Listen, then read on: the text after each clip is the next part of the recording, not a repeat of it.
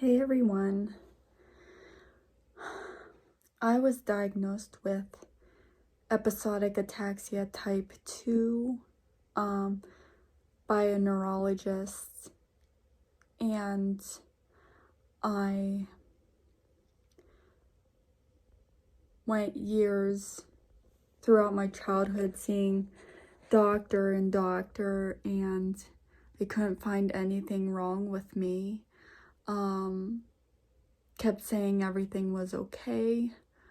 I seen many neurologists and doctors and had so many tests done, but everything that they checked out for was okay, and was later diagnosed at the age of 17 with cerebellar ataxia that is episodic. And my symptoms actually started when I was 9 years old. So it took a huge chunk of my childhood of being sick and suffering debilitating symptoms before I was diagnosed and put on medication to control some of it. And the medication only helps it partially. It doesn't take away every symptom I have. But for the most part, it has limited of how many dizzy spells I get and how often I get sick from it. So the nausea and the vomiting and the vertigo, which can be severe and debilitating at times. It doesn't appear to help my balance issues, which I tend to experience on and off episodically throughout the day or whatever, and it's worsened by physical stress and whatnot and certain factors like that. But it doesn't seem to help the imbalance that I get, which can happen multiple times a day. It tends to last a second or two, and it's most often happens during times when I'm doing any sort of activity throughout the day. I notice I tend to lose my balance, and it's like a mild imbalance or coordination issue, but I've suffered debilitating symptoms of severe ataxia episodes as well, where I'm literally in a wheelchair and can't walk at all. So it has been ongoing and debilitating and severe for me. I've been to the hospital, I've been to many doctors, I've been in a wheelchair, I've had an MRI done, and it said everything was okay on the MRI.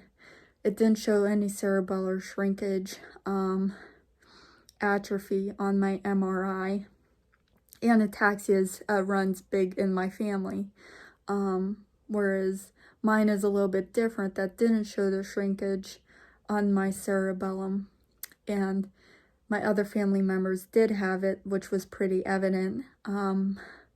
So I don't know what the cause of that is, and despite of all the testing I had done, I still have ataxia symptoms.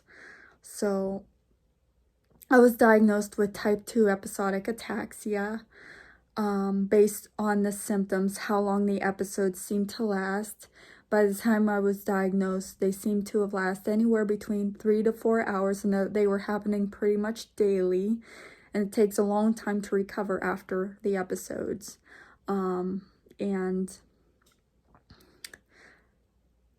Afterwards, I'm really fatigued, and I experience fatigue every day. I'm always tired anyways. I have a family history of episodic ataxia and Friedreich's ataxia, since a member in my family supposedly had Friedreich's, and the rest of them had episodic ataxia, but they did develop a permanent ataxia in addition to having episodes. So it wasn't just episodic. They had a secondary permanent ataxia. So, whereas mine is mainly just episodic at the moment, I have not developed the secondary permanent ataxia in addition to having my episodes, but I have other symptoms that are pretty persistent. And I find doing physical things at times difficult, regardless of my episodes. Like, being in an episode or not, I'm like that all the time. So, I have persistent symptoms of nystagmus, which are involuntary jerky eye movements, and I have tremors I experience daily, and the severity depends on the day. And I have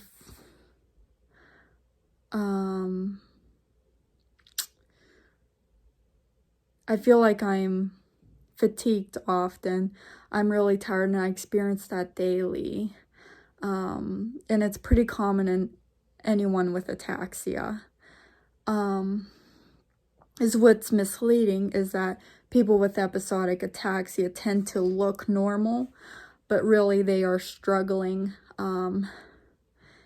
with the fatigue, the weakness, or the persistent symptoms that they experience regardless of the episodes. And I tend to have trouble multitasking, and I can't physically keep my body going at a quick pace. So I feel like I'm constantly straining myself, and those things can bring out my severe episodes, because I feel like I am overdoing myself. Because I feel like I am experiencing fatigue and weakness, I feel like I have to work extra hard in doing certain things.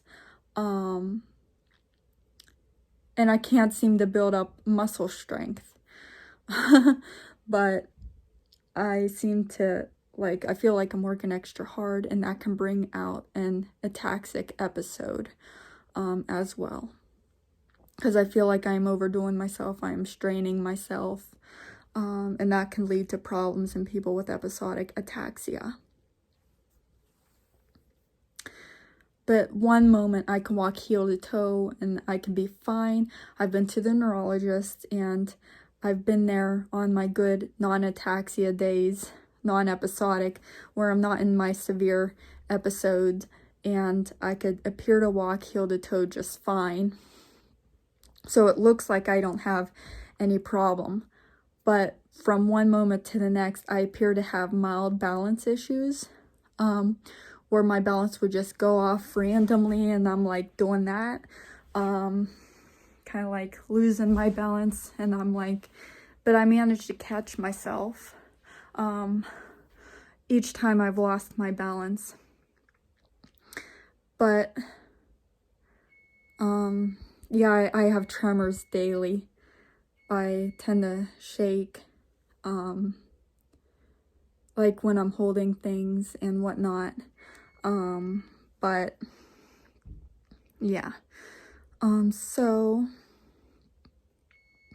that's about my episodic ataxia. But many people with episodic ataxia tend to develop persistent symptoms in between their episodes. And it's a misleading term because, it's not just episodic a lot of the time, because you have persistent problems as well in between having the episodes.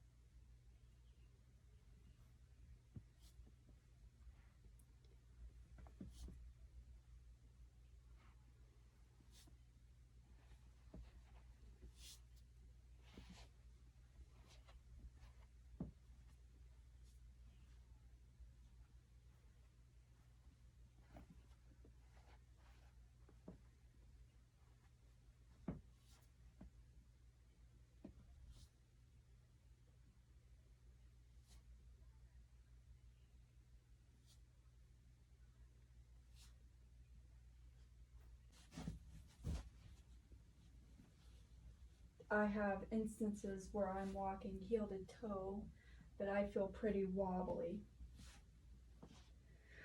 I don't appear to have too much of a wide base gait, which is when you're like walking like this. It's just that periodically when I'm doing day-to-day activities. Want to go for a swim? Sure.